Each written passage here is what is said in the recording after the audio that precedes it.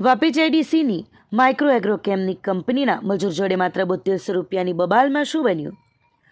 વાપી જેડીસીની એક કંપનીમાં સપ્લાયર પાસેથી મજૂરો લાવી કામ કરાવતા યુવકે 3 દિવસના મજૂરોના રૂપિયા ન આપતા સપ્લાયરે ઝઘડો કરી કંપનીના ગેટ પાસે યુવકના પેટમાં ચપ્પુ મારી હત્યા કરી ફરાર થઈ ગયો હતો. ઘટનાની જાણ થતાં પોલીસ સ્થળ ઉપર દોડી ગઈ હતી અને આરોપી સપ્લાયરની ધરપકડ કરી કાર્યવાહી હાથ ધરી હતી. વાપીના ચણોદ ગામ દેસાઈવાડ ખાતે આસ્થા વિહાર A103માં રહેતા અને મૂળ મહારાષ્ટ્રના જલગાંવના 35 વર્ષીય સમાધાન Ashok Patil Vapi JDC second phase LIC sector સ્થિત માઇક્રો એગ્રોકેમ કંપનીમાં વાયરમેન તરીકે કામ કરતા હતા. ગત 3 જુલાઈ 2025ના રોજ મજૂરો લાવી કંપનીમાંથી જૂના વાયરિંગ કઢાવવાનું કામ કરી રહ્યો હતો. ત્યારે સવારે તેના પિતરાઈભાઈ નિલેશ મુરલીધર પાટીલને તેણે જણાવ્યું કે મજૂરોની સપ્લાય કરતા દીપક સિકંદર મંડળ રહે ભડકમોરા મૂળ રહે ઝારખંડની પાસેથી કંપનીમાં કામ કરાવવા માટે 4 મજૂરો લાવ્યા બાદ મજૂરીના 3 દિવસના રૂપિયા આપવાના બાકી છે અને તે માટે દીપકે ધમકી આપી છે કે હું તને જોઈ લઈશ અને સાંજે મળવા આવવાનો છે.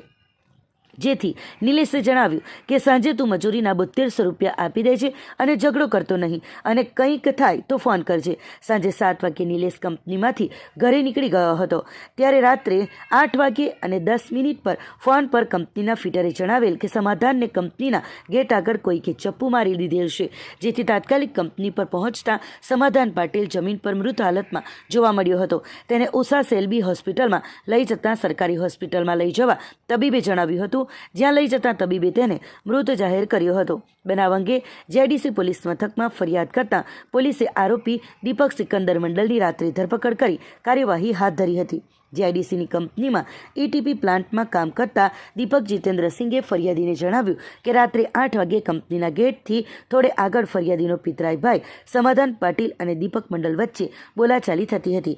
ત્યારે જ દીપકે સમાધાનના પેટના ભાગે ચપ્પુ મારી દેતા તે નીચે પડી ગયો હતો. આરોપી દીપક મંડલ શુક્રવાર સવારથી જે મૃતક સમાધાન પાટીલને ધમકી આપી જણાવી રહ્યો હતો કે જો આજે મજૂરોના નીકળતા રૂપિયા ન આપે તો જોઈ લઈશ. જેથી સમાધાન રાત્રે તેને રૂપિયા આપવા માટે તૈયાર થયો હતો. પરંતુ આ સમગ્ર મામલો રાત્રે પૈસાની લેતી દેતીમાં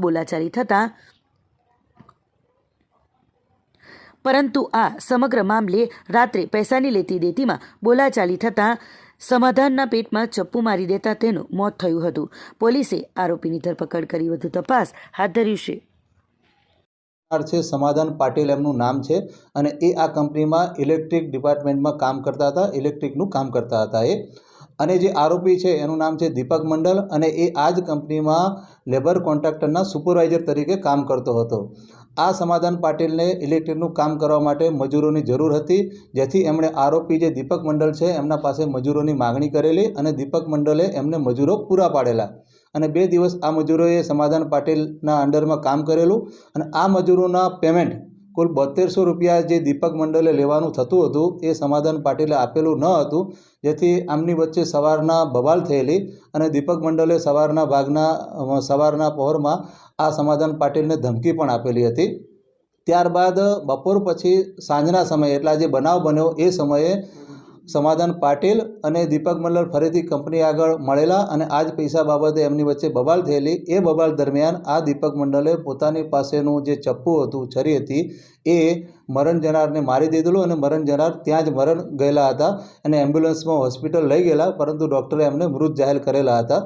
પોલીસે આરોપીને પકડી પાડેલ છે. તાત્કાલિક આરોપી પાસેથી જે ગુનામાં વપરાયેલું હથિયાર હતું એ પણ કબજે કરવામાં આવે છે અને જે નજરે જોનાર શાયદો છે એ લોકોના નિવેદન, બીજા ફોરેન્સિક પુરાવા, મેડિકલ પુરાવા અને સાંયોગિક પુરાવા મેળવી અને આ જે આરોપી છે એને કડકમાં કડક સજા થાય એ માટેની કાર્યવાહી પોલીસ કરી રહી છે. ટોટલ 7200 રૂપિયાનું પેમેન્ટ હતું, એના માટે આ બબાલ હતી અને એના કારણે આ મર્ડર થયેલું છે એવું જાણવા મળેલ છે હાલની તપાસમાં.